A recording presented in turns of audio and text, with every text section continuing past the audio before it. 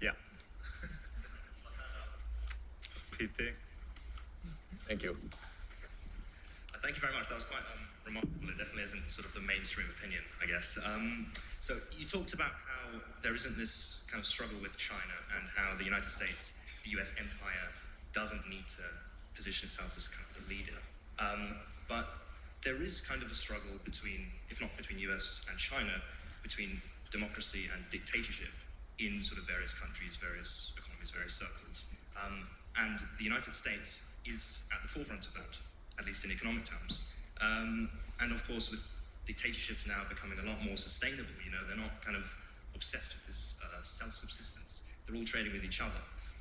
Is there any way in which there is still a fight on our hands when it comes to politics? Well, I'd love for the United States to be a functioning democracy and to be a good example for other countries. I don't believe the U.S. has any right or any ability to put in place a democracy in any other country. Nor do I believe, by the way, that American democracy functions as a real democracy anymore on the life and death issues. Nobody has asked the American people anything about all these wars for decades. And by the way, I can tell you, and I'm telling you authoritatively and truly, they lie about every goddamn thing about these wars. And so that's not democracy either. Everything is phony. Everything is narrative. And so on the war and peace issues, the public has no say at all. If you were to ask the American people now, and in fact, Gallup does, do you support Biden's foreign policy? I think the support is, you can look it up, 25 to 35% perhaps. I don't even think it reaches 35%. Where's the democracy in this? It's a game. This is the deep state, and they have their wars, and every war has been phony. Some wars, the American people are basically never told about. For example, the war in Syria. And you may actually hear from grown-up reporters who are lying through their teeth or ignorant beyond imagining that, oh, the war in Syria, yes, Russia intervened in Syria. Well, do you know that that Obama tasked the CIA to overthrow the Syrian government starting 4 years before Russia intervened? What kind of nonsense is that?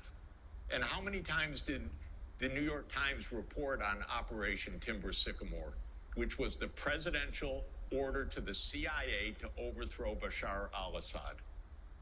3 times in 10 years. This is not democracy. This is a game. And it's a game of narrative. Why did the U.S. invade Iraq in 2003? Well, first of all, it was completely phony pretenses. It wasn't, oh, we were so wrong, they didn't have weapons of mass destruction. They actually did focus groups in the fall of 2002 to find out what would sell that war to the American people. Abe Schultzky, if you want to know the name of the PR genius. They did focus groups on the war.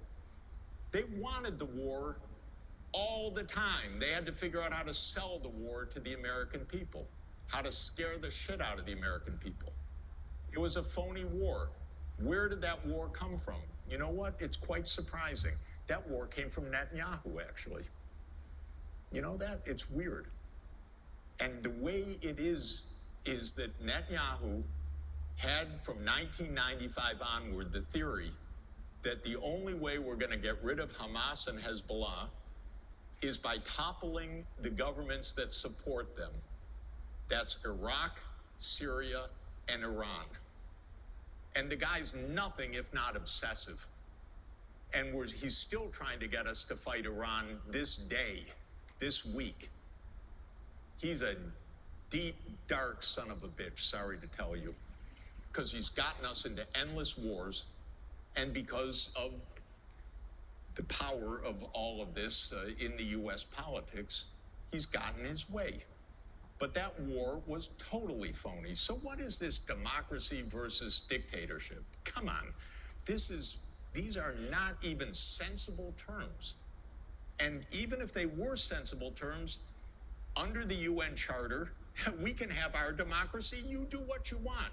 It happens to be the case that China has had a centralized administrative state for 2,245 years, ever since Emperor Qin Shi Huangdi unified the Qin dynasty.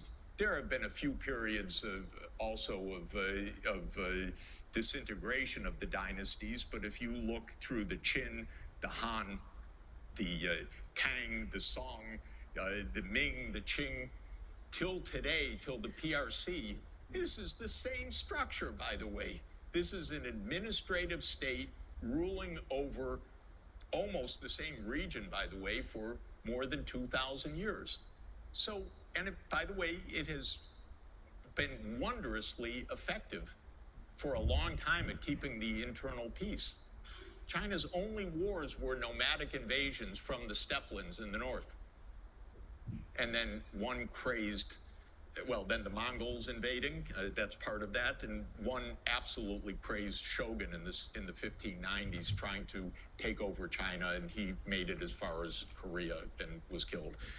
Other than that, this has been actually exceptional statecraft until Britain had the genius idea of fighting a war to sell opium in China in 1839, one of the most noble efforts imaginable. And that started the modern era of China. So I don't buy it at all. But even if it were true, it's illegal under international law, unwise, and, look at the great accomplishment of pouring in, I don't know how many hundreds of billions of dollars into Afghanistan for 20 years to get from the Taliban regime to the Taliban regime. This is American genius at democracy promotion. They don't care at all about democracy, by the way, at all. They topple governments they don't like that won't do their bidding. They topple democracies if they don't like them. They'll topple anybody that they don't like. That's how it's worked all along. They never said, oh, we can't topple Mossadegh in 1953. He's a democratic government. No, they toppled a democratic government in Iran and put in a police state, which led to wonderful long-term relations with Iran because they really love the American people for that. So this is not about democracy. This is a game, and it's a terrible game, and it's a secret game, and it's played by the CIA, which is the most important agency in the United States, because they have complete secrecy, complete unaccountability. There was one review of the CIA 49 years ago, the Church Committee, and nothing since then. And as one of our CIA directors, they're all, I was going to say one of the worst, but they're all the same by the time they get there, or by the time they leave there, because the agency takes them over. Pompeo said, as he was proudly explaining the role of the CIA to some Texas students a few years ago, and you can find it online, he said, what do we teach at the CIA? To lie, cheat, and steal. And that's a pretty good encapsulation of the methodology. And that is a very dangerous world being created that way. So China's not going to turn the U.S. into a dictatorship. Maybe the U.S. will turn into a dictatorship. Maybe it will just turn into a plain old plutocracy. Maybe it will turn into a military-industrial state as the complete dominance. I don't know. But it's not going to come from China. It's going to come from inside. That's where our risk is. Let's go.